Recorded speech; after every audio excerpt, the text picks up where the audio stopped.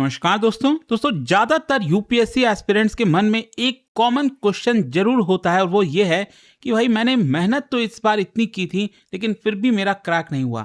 किसी का प्रीलिम्स नहीं निकला, किसी का मेंस नहीं निकला, किसी का इंटरव्यू के बाद कुछ मार्क्स से रह गया और फाइनल मेरिट लिस्ट में आपका नाम नहीं आ पाया।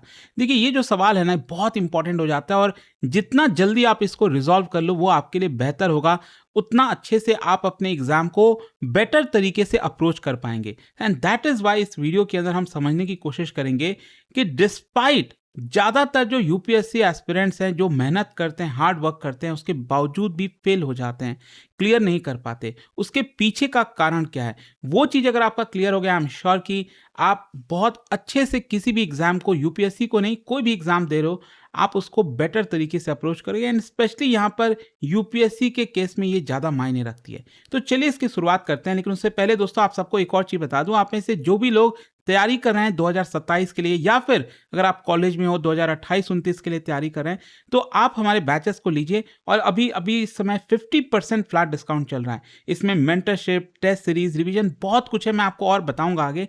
लेकिन पहला क्वेश्चन एक चीज देखिए, रियलिटी चेक। मतलब आप समझो 10 लाख से ज़्यादा एस्पिरेंट्स फॉर्म भरते हैं, उसमें से 6 लाख के करीब यहाँ पर एक्चुअल में प्रीलिम्स का एग्जाम देते हैं, बट उसमें से कुछ ही फ्रैक्शन ऐसे हैं जो रैंक हासिल कर पाते हैं। 95% से ज़्यादा फाइनल लिस्ट में अपना नाम नहीं ला पाते। ध्यान रखिएगा, सक्सेस का मतलब यूपीएससी में स्पेशली हार्ड वर्क नहीं है। यहाँ पर हो सकता है कि जो आपकी स्ट्रैटेजिक डायरेक्शन है वो शायद आप उसमें मिस कर रहे हो। जो एस्पिरेंट्स हैं वो हर साल, मतलब कई ऐसे एस्पिरेंट्स को मैंने देखा है कि हर साल एक ही मार्क्स ला रहे हैं। मतलब ऐसा कैसे हो सकता है कि आप हर साल इंप्रूव करने के बजाय यहाँ पर या तो कम जा रहे हो, कम मार्क्स ला रहे हो, या फिर वहीं के वहीं अटके हुए हो। तो इसको अक्सर कहा जाता है प्लेट्यू इफेक्ट। मतलब ज़्यादा एफर्ट डाल रहे हैं फिर भी रिजल्ट तो सेम ही है, प्रीलिम्स क्रैक ही नहीं हो रहा है। एंड ये जो डर है ना फेलियर का, इसकी वजह से आप एक साइकिल में फंसते जाते हैं। एंग्जाइटी, प्रोक्रेस्टिनेशन, आप डिले करते हो चीज़ों को और अपने जो सेल्फ एस्टीम है उसके ऊपर डाउट होने लगता है, वो कम हो जाता है आपका। तो ये एक बड़ी रियलिटी चेक है और ज़्यादातर यूपीएससी एस्पिरेंट्स इसको फेस करते हैं। अब देखो एक चीज़ समझिए, क्या हार्ड वर्क का मतलब है कि आप किसी भी एग्जाम को क्रैक कर लोगे? आज के डेट में हर किसी के पास रिसोर्सेज हैं। पहले क्या होता था ना, अगर आप देखोगे इंटरनेट के ज़माने के पहले या फिर इंटरनेट में बहुत सारी चीज़ें अवेलेबल नहीं थी ज़्यादातर, तो उस केस में शायद आप कह सकते हैं कि पहले जो जितना मेहनत करता था, रिसोर्सेज को ढूंढ लेता था, उसको ले लेता था, पढ़ लेता था, तो मे भी शायद उसके चांसेस ज़्यादा होते थे। आज के डेट में आप समझो ना, सबके लिए इक्वल प्लेइंग फील्ड है। मतलब स्टैंडर्ड बुक सबके पास है, कोचिंग मटेरियल है, करंट अफेयर रिसोर्सेज है, ऑनलाइन लेक्चर्स हैं, राइट। तो स्टूडेंट्स यहाँ पर मटेरियल हॉपिंग की तरफ चले गए हैं। इसका मतलब ये हुआ कि वो सिर्फ रिसोर्स को कलेक्ट करने में ही लग गए हैं। मतलब इतने ज़्यादा रिसोर्स हो गए हैं कि बस उसके पीछे ही भागने लग गए हैं। प्रिपरेशन सेकेंडरी बन गया है। इंस्टेड ऑफ स्टडिंग वो ज़्यादातर यहाँ पर रिसोर्स को ही कलेक्ट करने लग रहे हैं। वो उनका टाइम बहुत ज़्यादा जा रहा है। तो प्रॉब्लम यहाँ पर एक्सेस टू इन्फॉर्मेशन नहीं है, प्रॉब्लम है कि कैसे आप अपने इन्फॉर्मेशन को परफॉर्मेंस में कन्वर्ट करें। तो यहाँ पर देखो जो सबसे बड़ी दिक्कत आती है ना ये करने में, मतलब आपका जो इन्फॉर्मेशन जो आपने गैदर किया है उसको परफॉर्मेंस में कैसे लाओगे। तो उसमें सबसे बड़ा प्रॉब्लम है लैक ऑफ गाइडेंस। मतलब हार्ड वर्क करना एनफ नहीं है। क्या आपका जो हार्ड वर्क है वो प्रॉपर डायरेक्शन में जा रहा है कि नहीं। आपको जाना है इस डायरेक्शन में, लेकिन आप हार्ड वर्क कर रहे हो इस डायरेक्शन में, दूसरे डायरेक्शन में, तो कैसे आपका वो क्रैक होगा। मतलब without guidance it will lead to complete confusion. यहाँ पर मंथ्स आफ्टर मंथ्स आपका जो पुअर स्ट्रैटेजीज है, गलत बुक का अप्रोच हो गया, आप सिंपली उधर वेस्ट कर रहे हो। स्टूडेंट्स यहाँ पर कुछ चीज़ों को आइडेंटिफाई नहीं कर पाते कि पढ़ना क्या है, क्या इग्नोर करना है। देखो ये बहुत इंपॉर्टेंट है। पढ़ना क्या है ये शायद बहुत से लोग जान लेते हैं, लेकिन इग्नोर क्या करना है ये बहुत से लोग नहीं जानते। और यहाँ पर रिवाइज क्या क्या चीज़ें करनी है, तो इसमें बहुत महीनों लग जाते हैं और मिस्टेक पे मिस्टेक लगातार होता रहता है। एंड बिगेस्ट कारण है लैक ऑफ गाइडेंस। शायद गाइडेंस नहीं है। यहाँ पर रिविजन बहुत कमज़ोर है, मेमोराइजेशन शायद कमज़ोर है।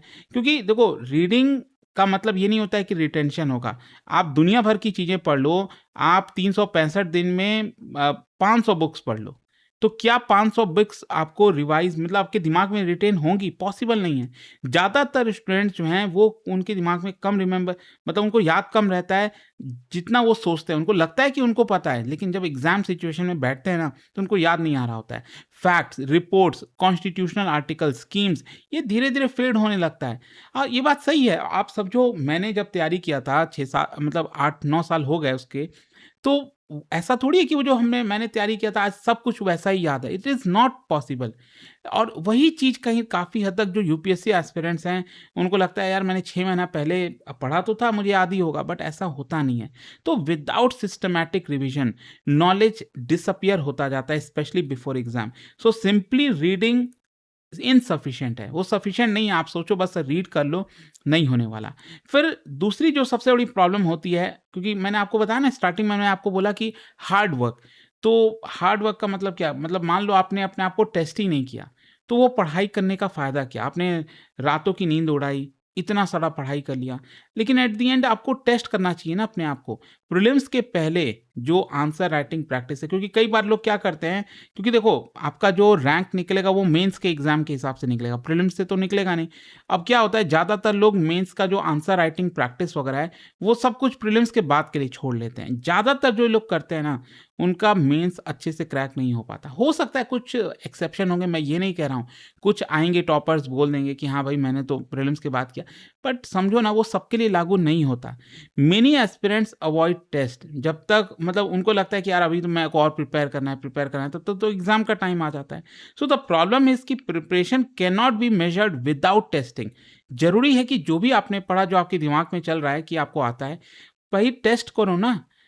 सचिन तेंदुलकर बस ये सोच लेते कि मैंने प्रैक्टिस कर ली, लेकिन एक्चुअल जब मैच आया तो वो परफॉर्म नहीं कर पाए, तो वो कैसे हो पाएगा? तो ज़रूरी है कि एक्चुअल एग्ज़ाम के पहले उन्होंने अपने आप को टेस्ट किया होगा, मतलब कुछ मैच देखे होंगे, कुछ ऐसा किया होगा, राइट? हर एक चीज़ के लिए लागू होता है। सो नॉलेज तभी यूज़फुल है जब यहाँ पर आप उसको एक्चुअल एग्ज़ाम में रिप्रोड्यूस कर पाओ। सो प्रैक्टिस से क्या होता है कि यहाँ पर आपका जो लर्निंग है वो परफॉर्मेंस में कन्वर्ट होता है। That is the biggest thing. फिर इसके अलावा एक साइकोलॉजिकल ट्रैप भी है, मतलब बेसिकली जो फेलियर का डर है ना, इसकी वजह से लोग प्रोक्रेस्टिनेशन करने लगते हैं। ये एक साइकिल है एक प्रकार सा, कि अगर आपके मन में डर है कि भाई मैं क्या करूँगा एग्ज़ाम में, मैं इस डर की वजह से लोग टेस्ट ही नहीं करते हैं, प्रीलिम्स का टेस्ट ही नहीं देते हैं पहले, खुद से प्रैक्टिस ही नहीं करते हैं। नहीं मैं तो एग्ज़ाम में ही करूँगा, क्योंकि उनको डर लग रहा है कि बाई चांस मैं अभी प्रैक्टिस करूँगा, टेस्ट दूँगा और मान लो मेरे 200 में से 50 मार्क्स आ गए, मैं क्या करूँगा? मतलब मैं तो डर की वजह से आप क्या करते हो, चीज़ों को डिले करते जाते हो, और फिर जब आप डिले करोगे तो अंदर फिर से गिल्ट होने लगेगा। गिल्ट होगा अंदर से तो आपको कॉन्फिडेंस कम होगा, और जब कॉन्फिडेंस कम हुआ तो फर्दर डिले होगा, तो ये पूरे ट्रैप में फँस जाते हैं। इसको मत करिएगा। ज़्यादातर एस्पिरेंट्स जो हैं वो चीज़ों को डिले करते हैं फ्यूचर में करने के लिए, व्हिच नेवर गेट सक्सेसफुल, वो आगे हो ही नहीं पाता। तो क्वेश्चन अब ये आता है कि क्या आपको शिफ्ट करना चाहिए? मतलब अपने जो प्रिपरेशन है, जो हम हार्ड वर्क की बात कर रहे हैं, उसमें क्या करना चाहिए? तो उसमें एक तो एक चीज़ समझिए कि सिर्फ़ लंबे आवर्स तक पढ़ने का ये सॉल्यूशन नहीं है। हाँ, पढ़ना चाहिए, लेकिन अब 24 घंटा है ना, 24 घंटा में कोई कहेगा मैं 18-18 घंटा पढ़ता था, तो क्या उसका निकल जाएगा? नहीं। Studying long hours is not the solution. Solution ये है कि अपना जो प्रिपरेशन सिस्टम है उसको बिल्ड करिए। एक ऐसा सिस्टम क्रिएट करिए जहाँ पर डायरेक्शन हो, डिसिप्लिन हो, अकाउंटेबिलिटी हो और कंसिस्टेंसी, और इसी की वजह से स्टडी आईक्यू का जो स्मार्ट मॉडल है वो यहाँ पर आ जाता है। अब समझिए इसको क्या है। यहाँ पर रैंडम प्रिपरेशन से हम सिस्टमैटिक प्रिपरेशन की तरफ जाते हैं। मतलब यहाँ पर जो स्कैटर्ड प्रिपरेशन है, ये पढ़ लिया, वो पढ़ लिया, बस पढ़ते जा रहे हैं। तो एक प्रॉपर स्ट्रक्चर्ड तरीके से होना चाहिए। और स्मार्ट का मतलब क्या है? स्मार्ट का मतलब है structured classes, M for mentorship, A for assessment, R for revision और टी फॉर टेस्ट प्रैक्टिस। मतलब जो सबसे बड़ा हर्डल है, जो चैलेंज है यूपीएससी प्रिपरेशन का, वो ये स्मार्ट मॉडल आपका सॉल्व करेगा। अब मैं आपको एक एक करके बताता हूँ स्ट्रक्चर्ड क्लासेस, क्योंकि स्टडी आईक्यू पर हम क्या करते हैं, यहाँ पर एक प्रॉपर रोड मैप आपको दे देते हैं। NCERT, foundation, prelims, mains, interview. मतलब ऐसा नहीं कहीं से रैंडमली आपको कोई चीज़ें पढ़ा दी गई। यहाँ पर रिसोर्स का ओवरलोड नहीं होता है। प्रोग्रेशन एकदम क्लियर रहता है और कंसेप्चुअल क्लैरिटी बनी रहती है। तो सक्सेस रिवॉर्ड्स दोज पर्सन जो सही बुक, एक ही बुक जो है 10 बार पढ़ेंगे। मतलब 10 बुक एक बार पढ़ोगे तो उससे काम नहीं चलेगा। तो ये होता है स्ट्रक्चर्ड क्लासेस, मतलब क्लियर रोड मैप रहेगा कि एनसीईआरटी से लेकर इंटरव्यू तक कब क्या क्या चीज़ें पढ़ाई जाएंगी, प्रीवियस ईयर क्वेश्चंस का लिंकेज, कॉन्सेप्चुअल लर्निंग, हर एक प्रॉपर चीज़ें स्ट्रक्चर्ड क्लासेस के तहत होंगी। फिर दूसरा हम आपको मेंटरशिप देते हैं। मेंटरशिप का मतलब यह है कि जो गाइडेंस का गैप है ना, वो मतलब वो ब्रिज करने का काम करता है। क्योंकि मैंने आपको पहले ही बताया कि आप पढ़ रहे हो, लेकिन आपको गाइडेंस भी तो चाहिए ना। पीछे से कौन आपको बताएगा भाई जो आप पढ़ रहे हो सही है कि नहीं? आपके मन में तो चल रहा है कि भाई मैं तो पढ़ ही रहा हूँ, सब सही होगा। तो यहाँ पर 1 to 1 मेंटरशिप, एक पर्सनलाइज्ड स्ट्रैटेजी आपके लिए, क्योंकि जो हमारे मेंटर होंगे वो आपसे बातचीत करते हैं, आपको समझाएंगे चीज़ों को, तो वो आपको गाइड कर पाएंगे सही तरीके से। क्योंकि जितने भी मेंटर्स हैं उन्होंने मेंस दिया हुआ है, ध्यान रखिएगा, मेंस ज़्यादातर लोगों ने क्रैक भी किया हुआ है। तो यहाँ पर आपकी अकाउंटेबिलिटी भी बनी रहेगी कि मेंटर ने बोला है कि ये चीज़ें करनी है तो वो वैसे वैसे आप कर पाओगे। सो डायरेक्शन जो है वो आपका अनसर्टेनिटी को हटा देगा अगर प्रॉपर तरीके से मेंटरशिप हुआ। फिर असेसमेंट, जो मैं आपको बता रहा था ना कि यहाँ पर आप जो भी पढ़ रहे हो वो कैसे आप मेजर करोगे कि आप सही तरीके से कर रहे हैं कि नहीं। और इसी के लिए हम एक प्रॉपर डैशबोर्ड लेकर आए। एक डिजिटल डैशबोर्ड होगा जिसमें आप जो भी पढ़ाई कर रहे हो वो आपका उस हिसाब से ट्रैक होता रहेगा और आपको बताएगा कि आप प्रॉपर ट्रैक में हो कि नहीं। वो असेस करना ये बहुत इंपॉर्टेंट है। फिर इसके अलावा रिविजन, ये बहुत इंपॉर्टेंट है। अगेन देखो क्या होता है कि आप कितना भी चीज़ें पढ़ लो, जब तक आप उसको बार बार रिवाइज नहीं करोगे, एक्चुअल एग्जाम के टाइम में आप उसको रिकॉल कर ही नहीं सकते हो। तो हर एक सेशन में क्या होता है, जो भी आपका क्लास स्टार्ट होता है उसमें पहले रिकैप होता है कि पहले वाले क्लास में क्या किया। हर दिन आपको एक 1 पेज का नोट दिया जाता है, माइंड मैप्स दिए जाते हैं। तो ये सारी चीज़ें इसीलिए होती रहती हैं। हमारे जो मेंटर हैं वो भी आपको कहते हैं रिवीजन के लिए, तो बार बार, ताकि हम इंश्योर करते हैं कि जो आप पढ़ रहे हो कि आपने रिवाइज किया कि नहीं।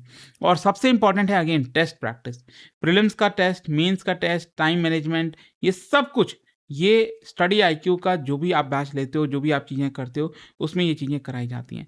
तो एस्पिरेंट्स टू कैंडिडेट, ये बनाना बहुत इंपॉर्टेंट लक्ष्य है स्टडी आईक्यू का। सक्सेस सिर्फ कंसिस्टेंसी और करेक्शन नहीं है, सॉरी, सक्सेस सिर्फ लंबे समय तक पढ़ना नहीं है, यहाँ पर कंसिस्टेंसी और करेक्शन ये बहुत ज़रूरी हो जाता है। एंड ज़्यादातर एस्पिरेंट्स हार्ड वर्क तो करते हैं, लेकिन सक्सेसफुल वही होते हैं जो एक प्रॉपर सिस्टम को फॉलो करते हैं। तो 1 सिस्टम 1 स्ट्रैटेजी, स्मार्ट मॉडल जो है वो सारी चीज़ों, आपकी जो नेगेटिव है वो उसको हटा सकता है। और इसीलिए मैं कह रहा हूँ कि अगर आप देखोगे स्टडी आईक्यू के जो बैचेस हैं, जो अभी आपको 50% फ्लैट डिस्काउंट पर भी मिल रहे हैं, वो आप उसको अवेल कर सकते हो। ये फीचर्स के साथ, यहाँ पर अलग अलग तरह के फीचर्स आपको मिलेंगे। और हमने भी यहाँ पर 3 बैचेस निकाले हैं। हो सकता है कि किसी को किसी फीचर्स की रिक्वायरमेंट हो, किसी को सारे फीचर्स चाहिए तो वो एलिट वाला पैकेज ले सकता है। अगर आपको जो कोई डाउट है, प्रॉब्लम है बैच को लेकर, अगर आपको और जानकारी चाहिए, ये फ़ोन नंबर है, इस पर कॉल करिए, यूज़ करिए कोड अंकित लाइव मैक्सिमम डिस्काउंट लेने के लिए। और ध्यान रखिएगा ये ऐसे बैचेस होते हैं जिसमें आपको कंप्लीट प्रिपरेशन कराई जाती है, प्रीलिम से लेकर इंटरव्यू तक। 18 बुक्स का पूरा सेट आपके घर पर भेज दिया जाता है। इनफैक्ट मैं आपको बताऊं तो अगर आप प्रीलिम्स क्रैक कर लेते हो तो पूरा फी भी हम आपको रिफंड कर देते हैं प्रीलिम्स क्रैक करने के बाद। स्टडी IQ IAS, आपका सिलेक्शन हमारा मिशन।